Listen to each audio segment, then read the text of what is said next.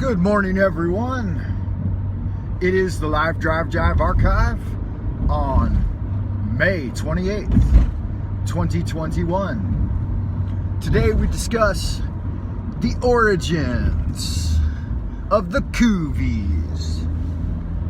So hopefully none of y'all sexy, good-looking motherfuckers out there in Happy Land got the Coovies, which I kind of doubt because I don't really trust the validity of the Coovies to begin with.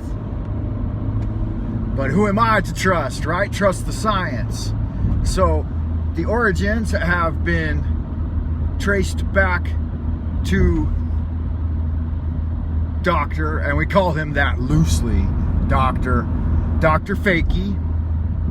It turns out Dr. Fakii was HNIC, head nigger in charge of the infectious disease department, and one of his subordinates invested $12 million in the progression of coronaviruses here at the, hey, good morning, someone's watching. Good morning out there in Happy Land. We're talking about Dr.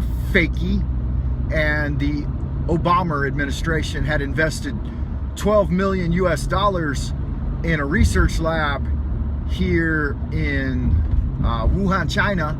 The origin, now that it's coming out, and Trump called it early on, of course.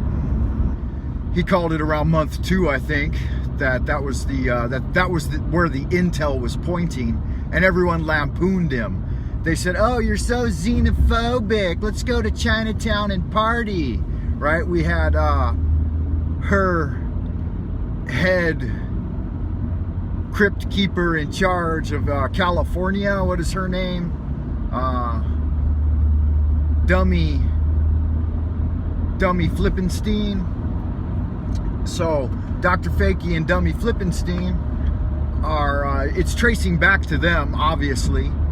Obviously, Willie Waits was involved with his event 201, and so they were testing and progressing coronaviruses, and the Chinese gal who was in charge was doing it in like a level 2 lab. You're supposed to do it in a level 4 lab, but they were doing it in a level 2 lab. So they were just like wearing gloves and goggles, and they didn't have on the correct protective equipment. But anyway, she was known around these parts as the Bat Lady because her speciality was making coronaviruses from bats more infectious to humans. So all the intel's coming out. Obviously, we knew it here in the Celestial Dragon, Kingdom of the Celestial Dragon. We knew it back in October of 2019 that they had already started locking everything down, and the U.S. Embassy guys. Oh, that's one part of the story I've told before, but I'd like to tell it again. I had my son in Boy Scouts at the time, and we're talking October 2019 into the term, and I was a Boy Scout leader. I had taken the child protection training course, you know, for not molesting children. I had taken it like 3 times. It's a 4-hour long course, and they really want to make sure that you know you're not supposed to be molesting the children. And that always makes me wonder, like, what the fuck? Are you Boy Scouts out there molesting children? Because that is not fucking cute. Anyway, to get back on point, I had known back then because the embassy guys were all acting totally squirrely. And I was hearing reports about the Army, U.S. Army, doing joint training operations with the guys down in Wuhan, and shit was getting sketchy here in the city, and they started putting up all new corrals and gates and locking everything down. So this was October 2019, and December 31st, 2019, I wrote on the social media website here, I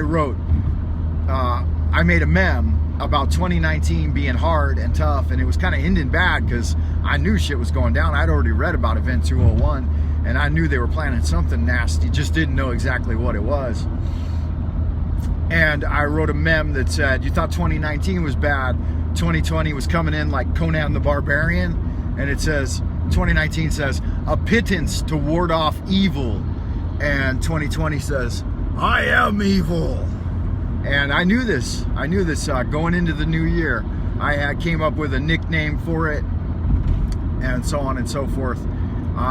Being a rat year and all, it just makes sense that it was going to be a year of plague, at least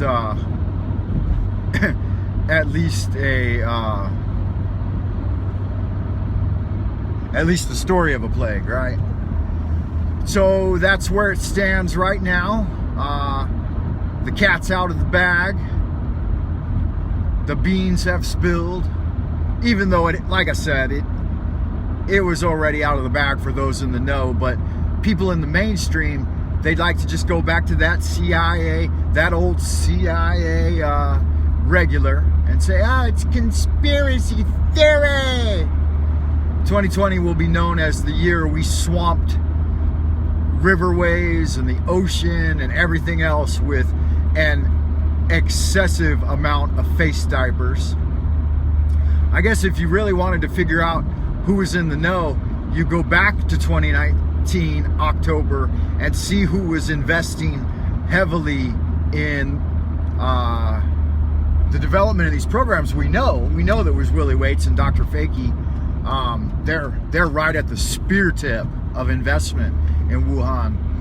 But you go and see who was the ones putting all their money into the face diaper manufacturing, because those dudes are really the ones that scored big, right?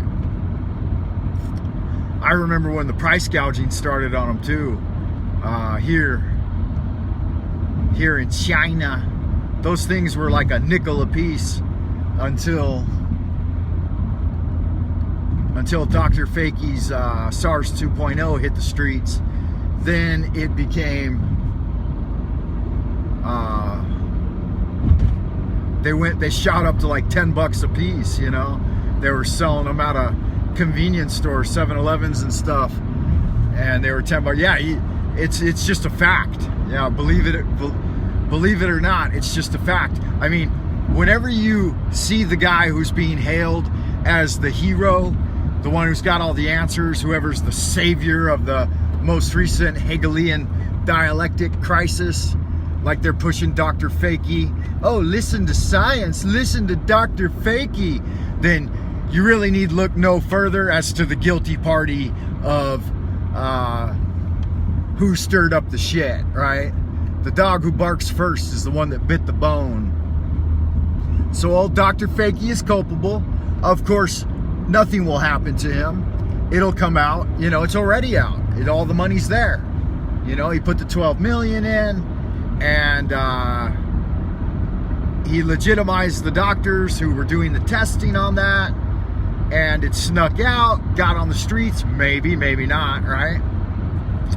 And so who's culpable? That's the big question, right? Well, the fact that they're engaging in that type of science, right? So they create the problem, and then they lock down the world and offer the solution. You never want to trust the guys who made the problem to solve the problem. That's like firefighters dressing up undercover and going out in the middle of the night and starting fires.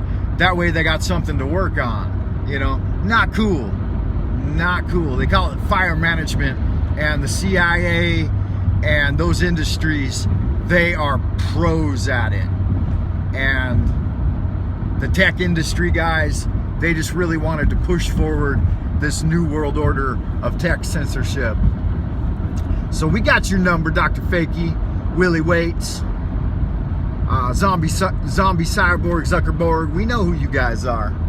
We know you. Got my stink eye on you, brother. As they say, y'all good looking, happy people, stay sexy. As above, so below. I'll see you back here in a minute for the second half. Bye for now.